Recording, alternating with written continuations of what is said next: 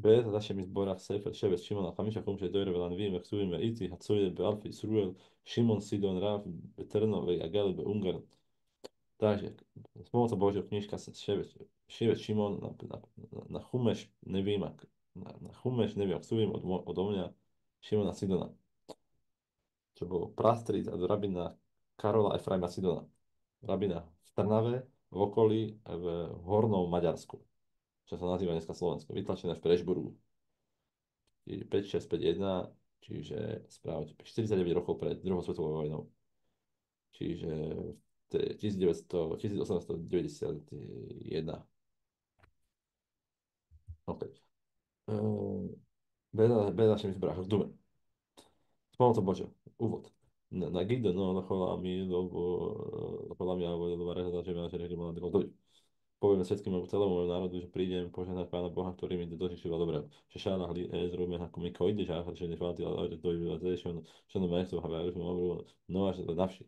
Potom, čo Pán Boh mi poslal pomoc z jeho svetých výšin, potom, čo som padol na lôžko a už ležím viac ako rok a pol a doktori sa povedali, že není mi pomoci. Hashem lo alav cházdov a mytome ima abdojem nešáty bchaim. Avšak Pán Boh neupustil svoje milosrdenstvo a jeho pravdu od svojho služobníka a zostal sa nažive. A koichy a zavolani gufi nechyláš me ojd joda je refofojs. A moja sila ma opustila a moje telo je slabé a moje ruky sa trasú. Ve'avoj lešanom nedudre ažem dodári, že nás dáv režmem dalet. Bihak dumu ševit šimon chela bez čámno martiš im je chajeni hašem vydajte lahát vidú chyduči to agudu a šerial náš. Ale povedal som v roku táv režmem dalet, čiže pár rokov dozadu, 6 rokov dozadu 7, že ak Pán Boh ma nechá nažive, tak urobím moje chudiše na Tanach. Dobre, posunieme sa ďalej. A tu hovorí, to je celé spravidlo, dobré, ale teraz robíme iba taký výcud.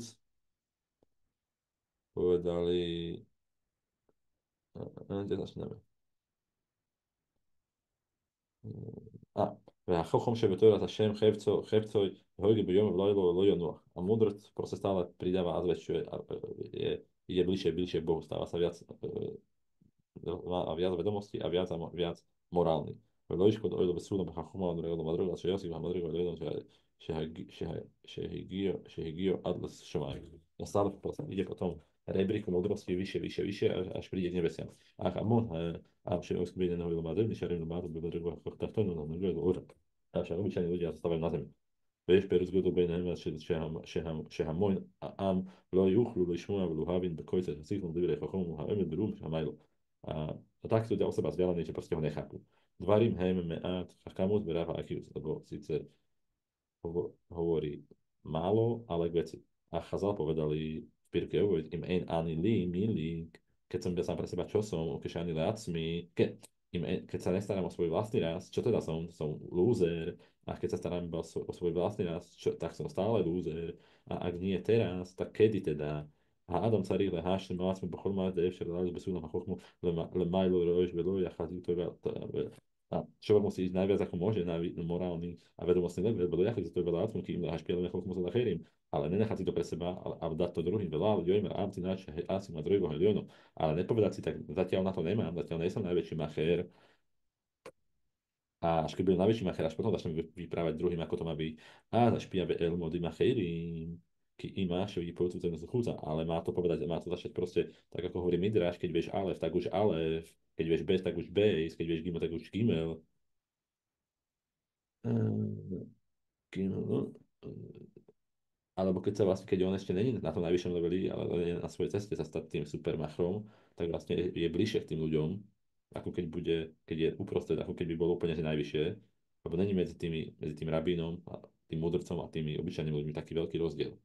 A ako keď bude stať na tom najvyššom leveli. A povedali mudrci v Gemore Chagíke, ak sa rabín podobá anielovi a im harav dojme hel malachadu nojce vokoj, je vákši to rami pihu, im láv, ale vákši to rami pihu.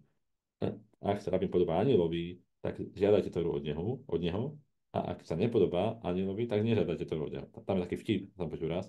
A však ja neviem, či sa rabín Peter podobá rabínovi alebo nepodobá. No, ale jednu vec viem, že je to svätý človek. Čiže aj aniel je svätý človek, aj rabín Peter je svätý človek, takže mohol by to byť aniel.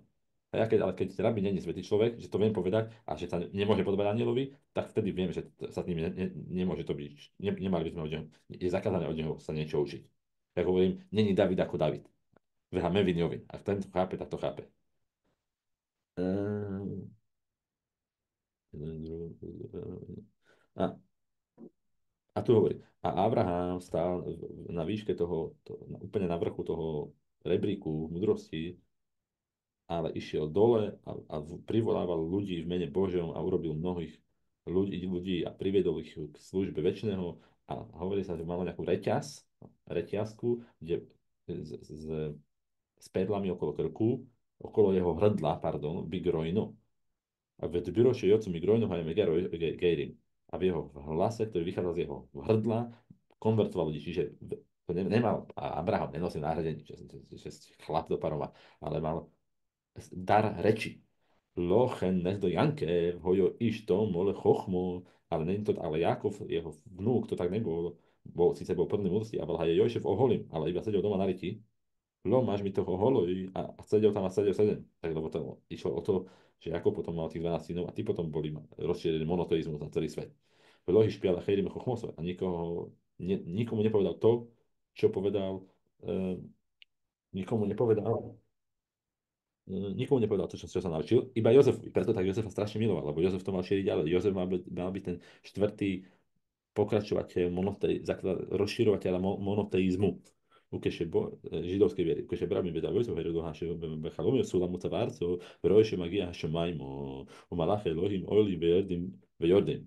No, a keď utiekol od Icchaka a potom z domu Icchaka, kde právoplatne zobral to Bechojro a to broche, to prvodenstvo a to požehnanie, tak mu pán Boh ukázal rebrík, ktorý zastával, sa tiahol zo zeme a išiel jeho hlava, jeho vrch, jeho koniec, druhý koniec až k nebesiam.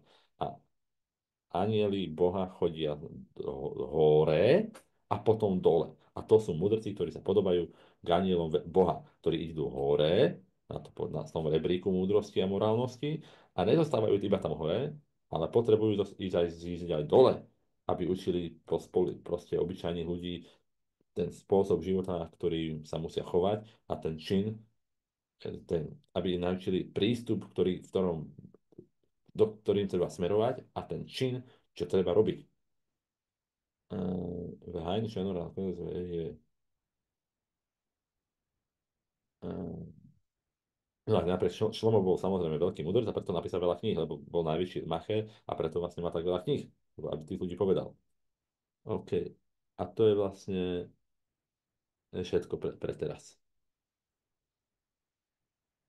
Takže každý, kto vie niečo, tak má učiť svoje okolie. A nečaká na to, že až keď sa z neho stane, ale neviem, som rabín, nemám smíchu, neviem to perfektne, tak to nebudem učiť nič. Blbosť. Pozrite sa na mňa. Celé to je zle, niečo viem, tak učím.